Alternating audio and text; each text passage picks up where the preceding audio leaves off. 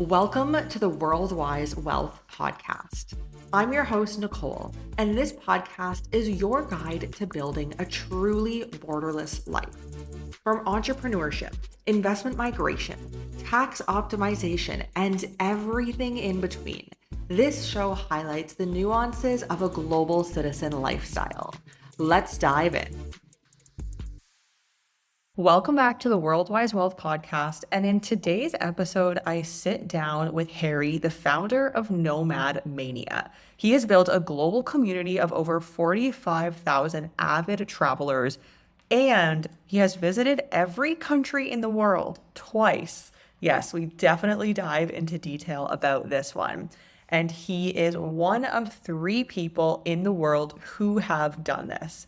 He is a sociology graduate with an MBA, and he is especially interested in building travel communities, dark tourism, and exploring the unexplored.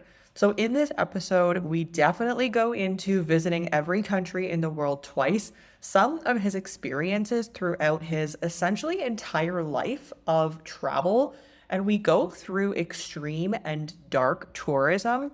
And of course, we go into entrepreneurship and monetization of NomadMania. So with that, let's dive into this episode. Thank you very much for having me here. It's a real pleasure. I'm Harry. I am a big traveler. I think I'm addicted. I've been to every country at least twice.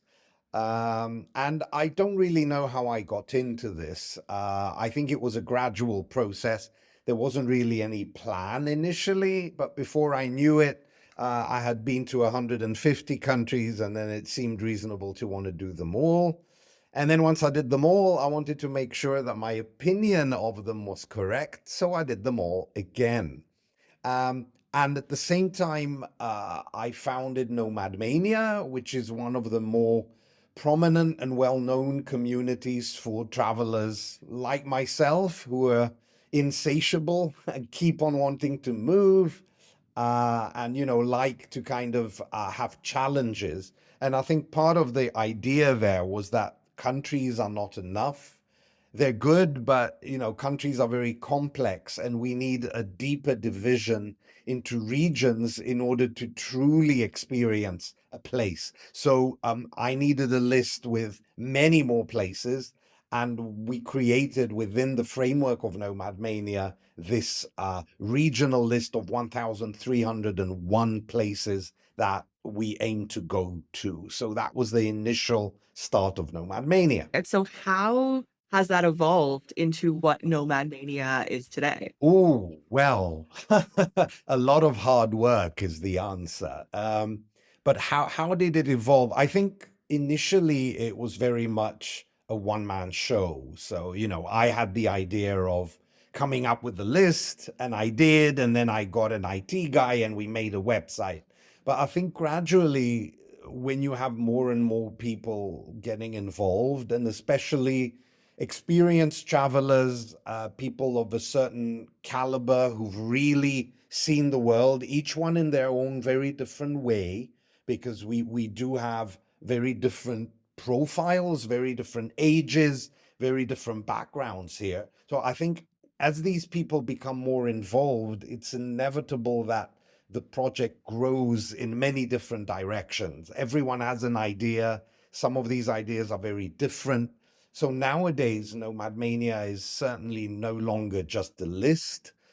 First of all, we're also, I would say, a non-profit to a certain extent. I mean, we are for profit, but we have a charity aim where we give travel scholarships. So this is one area where we've evolved, helping people from less privileged backgrounds to have the experience of travel. Then at the same time, we've developed a lot into actually offering trips and experiences, which initially was not part of the equation. So we kind of design really unusual ways of seeing the world. And that has then led to also us being a community. Initially, it was, I would say, just people filling in online lists. Now we meet. We have meetings almost weekly in different parts of the world. We have these exciting trips. We have conferences. So we now really know each other, and we're this big international group. And I think this is because of all the different people who got involved in it. You've built a unique community that I haven't really heard of online. Like you hear of internations or like other communities similar to that when you're in a specific destination, but you've really built a community specific to traveling, not nonstop, but more as a lifestyle. I think what makes us unique is that we emphasize both the community and the place. So I think many other efforts to kind of involve travelers focus on one of the two. So it's either people focused, a place like couch surfing, for example, it's all about meet people, it is a travel thing, but it's about the people. And then you have others which focus a lot on the place and give information about what to do when you go somewhere. But I think we do both at the same time, and it is a bit of a balance trying to do both of these successfully. We do give a lot of information about each one of our many regions so people can actually plan their trip based on what they've got there. But at the same time, we are really about getting people to know each other. I love that you have experienced this firsthand and lived this lifestyle for such a long time firsthand, and now you're building a community of others. So you mentioned in the intro something really interesting that I want to dive into. You said that you traveled everywhere once, and then you wanted to see if your opinion of it would change, or I guess was yeah, I guess would change the second time around, so you traveled everywhere again. So how did your opinion and views of these countries, the people, the culture change from the first time to the second time? And are there any specific or unique instances that you can pull out and share from that? Of course. Well, I think the first time round I was a bit of a newbie. When I think back to myself then, I was really inexperienced, probably a bit superficial, a bit immature, a beginner. And that's fine. I mean, we all start somewhere, and I did have this dream of going to every country. And of course, back then there also wasn't much social media.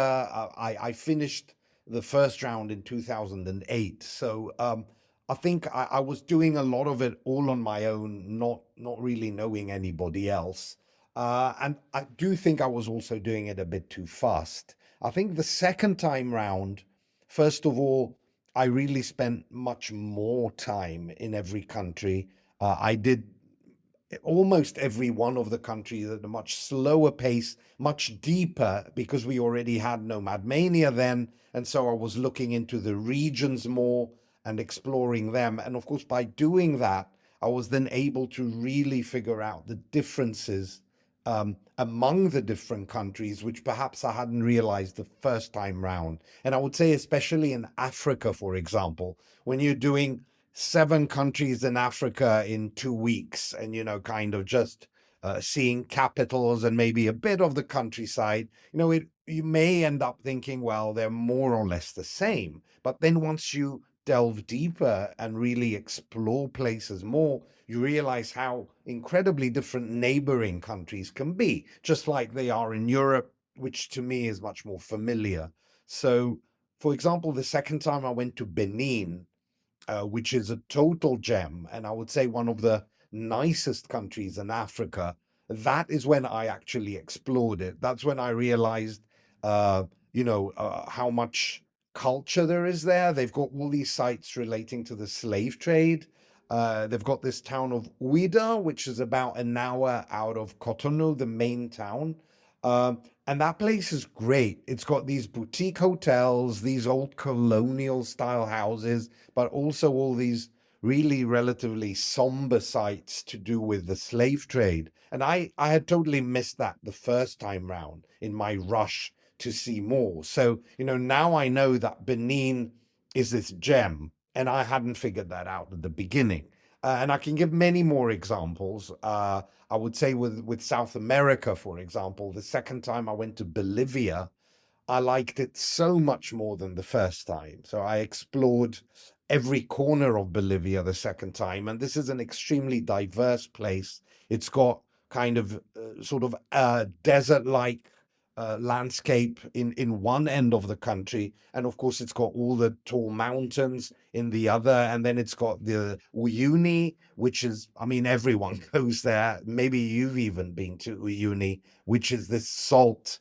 It's this sort of these endless salt flats. I can totally recommend it, Nicole. You should go. You would love it. And it's also really economical in Bolivia. So I would say a total gem. But the first time I was there, I had kind of missed that. So I would recommend that even if you've been to a country, you should always consider going again. And the second time is also, I studied sociology, and in sociology, we talk about reliability and validity if you're making an experiment. So, the first time, the weather may be bad, you may be in a bad mood, you might have had a small incident happen which colored your judgment.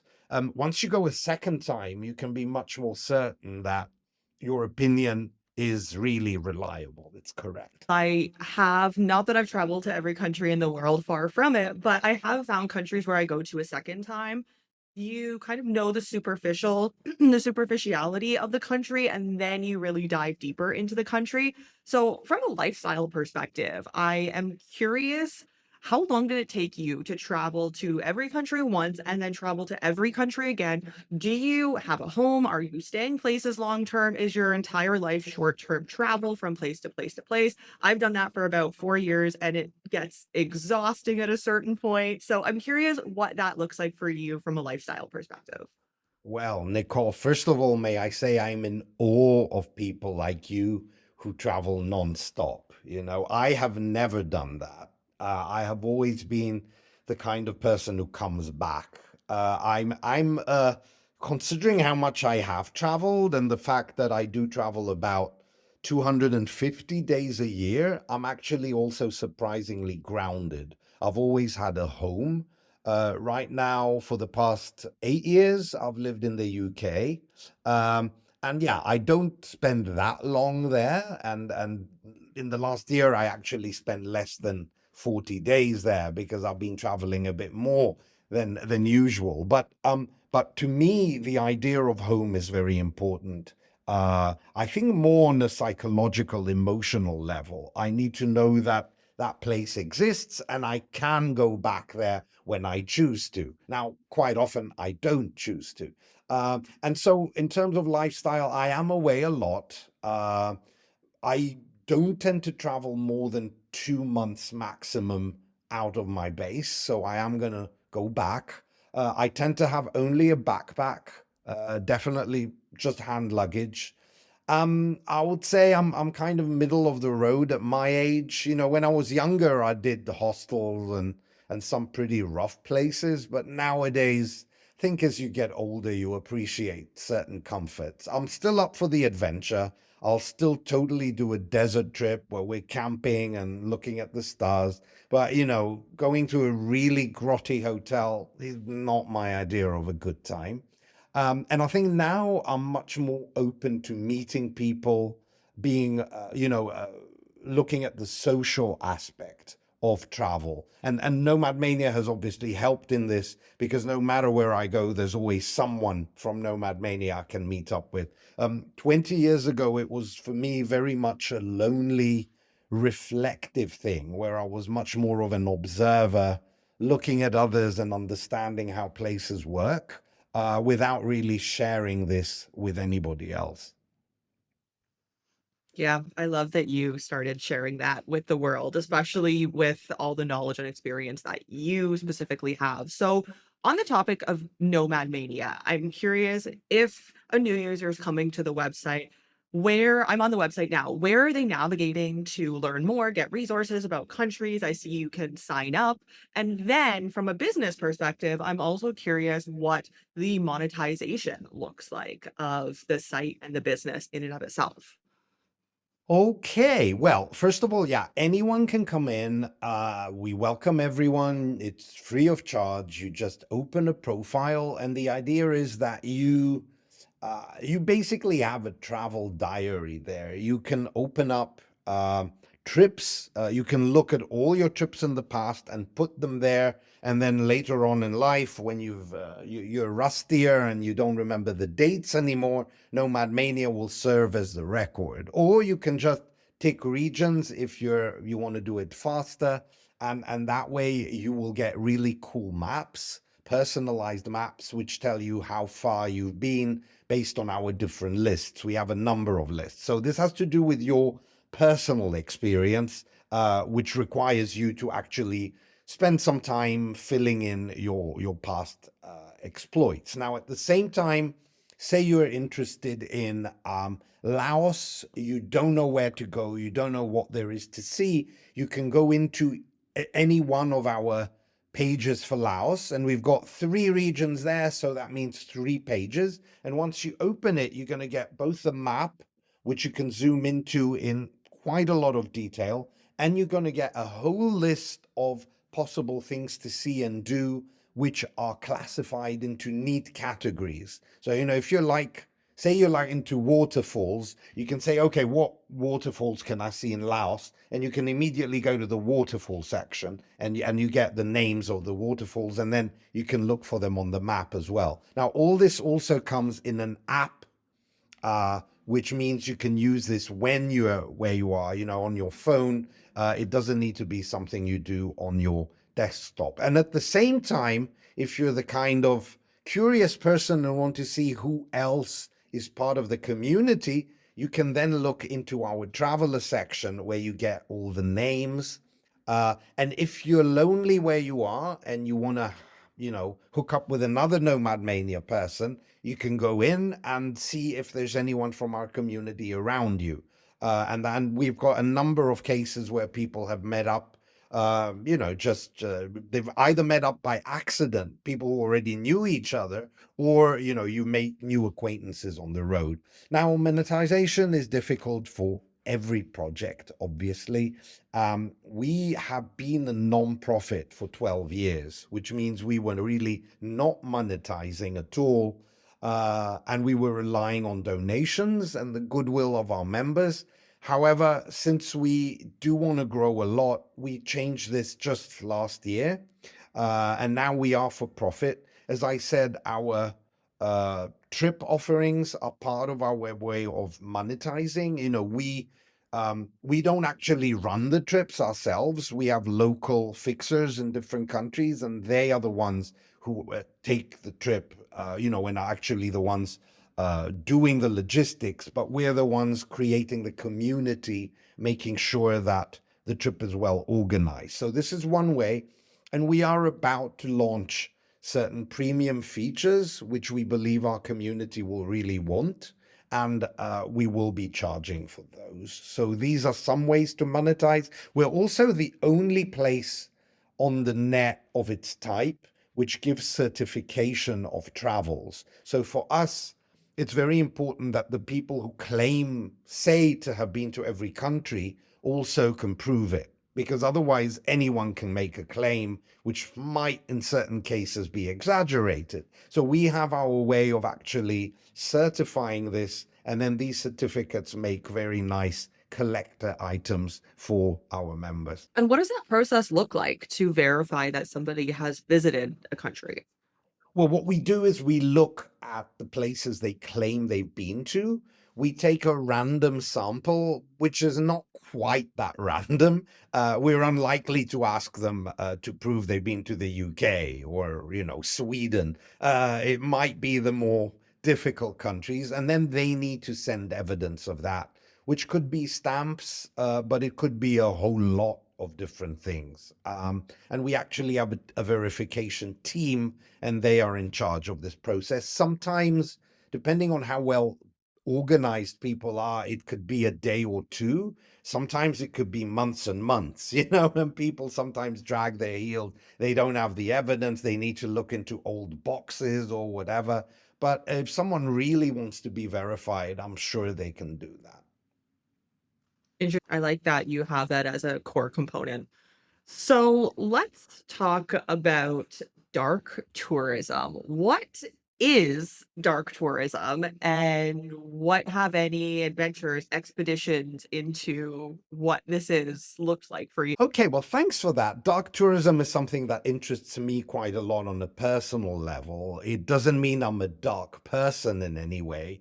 I would say when we look at dark tourism, it's mainly looking at places that represent a degree of sorrow, suffering, tragedy.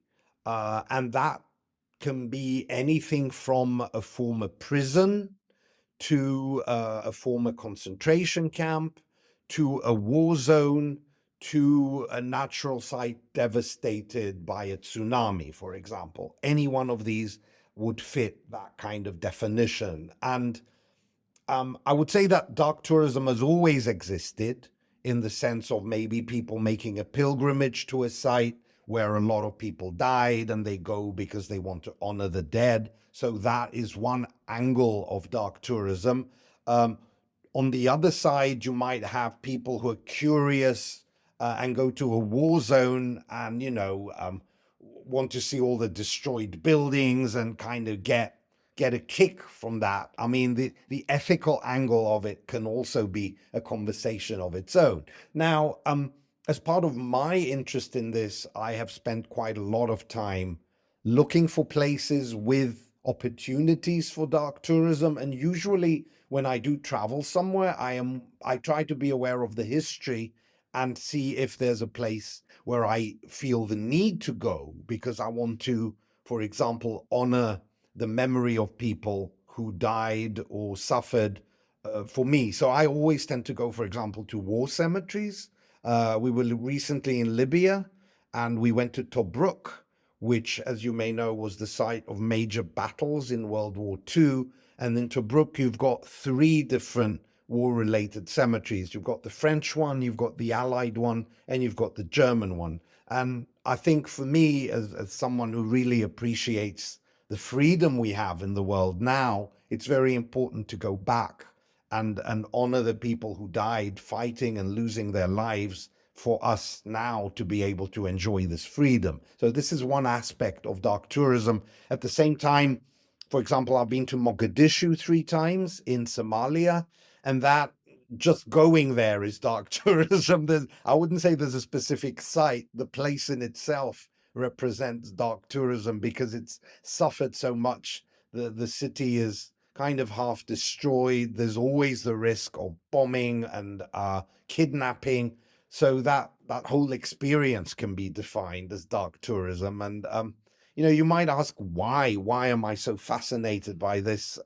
I can't really explain it, but I know I'm not alone, and there are a number of travelers who really get excited about going to dangerous places where there's an adrenaline rush kind of just by visiting them. Yeah, that's really interesting, and thank you for that explanation.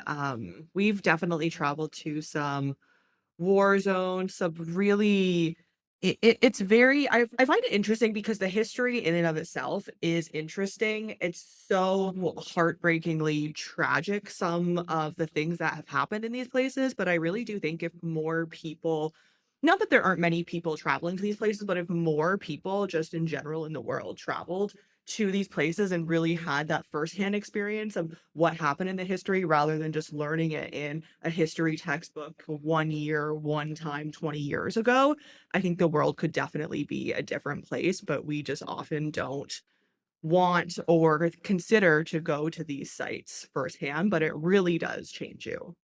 Yeah, yeah. Well, I was recently at a travel gathering and I actually made a presentation on the topic of to what extent do we as bigger travelers actually have the moral obligation to go to these places? Because then we sensitize our followers and our networks to the existence of these places. If you're going I don't know, if you're going, say, to Croatia, and Croatia's a very fun place with lovely beaches and, Dubrovnik and whatever, people love going there. But, shouldn't you also be going to the concentration camp, which was there during World War II, and so many people died because they were not part of the sort of Nazi-led regime, which was in Croatia at the time. So, my argument is that if you want to be a conscientious traveler, you want to balance the fun part of travel with knowing this darker side and actually acknowledging it and visiting these places. Yeah,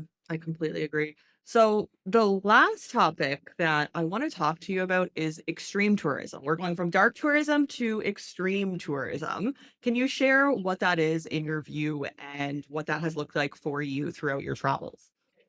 Sure. Well, I would call it extreme travel rather than extreme tourism. And there is an element of dark. Anything that is dark can be extreme. I would say Mogadishu satisfies both. But extreme is also going to places which are really so out of the way, where the journey is going to be so long and often pointless because you're only doing it to get to this obscure place. For example, 10 years ago, and it's exactly 10 years ago today, on the 24th of March 2015, I embarked a ship in Ushuaia in the south of Argentina, and this was an expedition aiming to go to Bouvet Island. Bouvet Island is the most isolated place on Earth. It's a tiny little uh, Antarctic island, somewhere in between Antarctica and Cape Town. A lone place. It technically belongs to Norway, of all places, as a territory. It's obviously uninhabited. It's totally windswept. It takes at least 8 days to sail there, and chances are you're not going to be able to land because it's really windy, stormy, terribly inhospitable place. Well, Bouvet totally ticks the box of extreme tourism, and all of us on that ship 10 years ago were, I would say, extreme tourists in one way or another. There were a couple of bird watchers, but apart from them, the rest of us all really wanted to get to Bouvet. We didn't make it. We saw Bouvet, we circumnavigated Bouvet, but it was way too windy to actually land there. So in that sense, that expedition failed. But just the experience of the voyage makes you realize just how far away that is. I would say there is this group of people who really like going to these far away, far flung places, some of them dangerous, some of them just really unheard of and difficult to get to. I have never heard of Bouvet, but I'm glad that you almost went there. I guess you say you went there. Yeah, well, You I went there. actually I know of someone on the ship who went again and mounted his own expedition and spent, I would say, probably $500,000 doing that. And he did actually land. But when Wow. you spend that amount of money, I guess you do want the guarantee of landing. But I doubt very much I'm going to try that one again. Yeah. Wow. That is extreme to say the least. So, thank you for sharing everything you've shared here, Harry. Where can listeners find you, find Nomad Mania, any other projects that you have going on? Well, NomadMania is on the net, nomadmania.com. And as I said, we've got an app. So just go to your device and type in NomadMania in the shop and you just download it. In terms of myself, I'm on Instagram. I am Harry Nomad. So that's 10 letters, Harry Nomad on Instagram. And that's about it. I'm not very regular with social media. I prefer doing the travel rather than documenting it and writing about it. But I do occasionally upload some cool photos. You've just listened to the Worldwise Wealth podcast. Visit our links in the show notes below or at worldwisecapital.com to learn more about how we can assist in your borderless diversification journey. Thank you for joining us, and we'll see you in the next episode.